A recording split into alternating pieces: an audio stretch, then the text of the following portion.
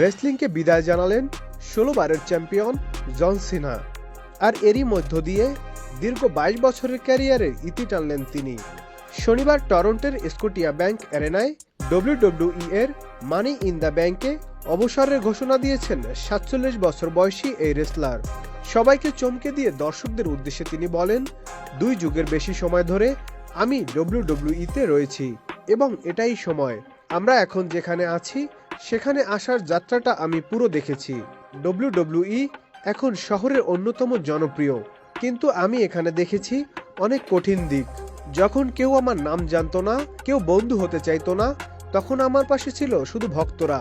আমি এই সময়ে একটা জিনিস দেখেছি, শীত কিংবা গ্রীষ্ম হোক, সমর্থকরা সবসময় আমার পাশে থাকেন। তবে ক্যারিয়ারকে বিদায় জানালেও আগামী বছরের রয়্যাল রাম্বল, এনিমেশন চেম্বার এবং রেসলম্যানিয়া শেষবারের মতো প্রতিদ্বন্দ্বিতা করবেন তিনি। ২৫০টিরও বেশি ডিজাইন অপশন নিয়ে ওয়ালটন স্মার্ট ফ্রিজ, বোঝে আপনার প্রয়োজন। এবং সেটিই হবে তার চূড়ান্ত বিদায়ী ইভেন্ট। ২০০২ সালে রেসলিংয়ে আত্মপ্রকাশ ঘটে জন সিনার।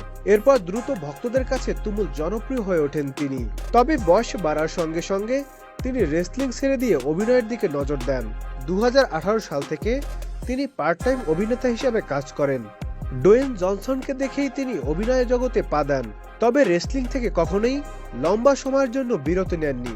পেশাদার রেসলিং থেকে জন সিনার এই অপ্রত্যাশিত অবসরের ঘটনায় চমকে গিয়েছেন তার ভক্তরা।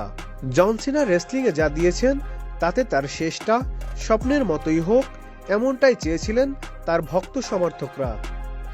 Nadim Hasan, Channel I.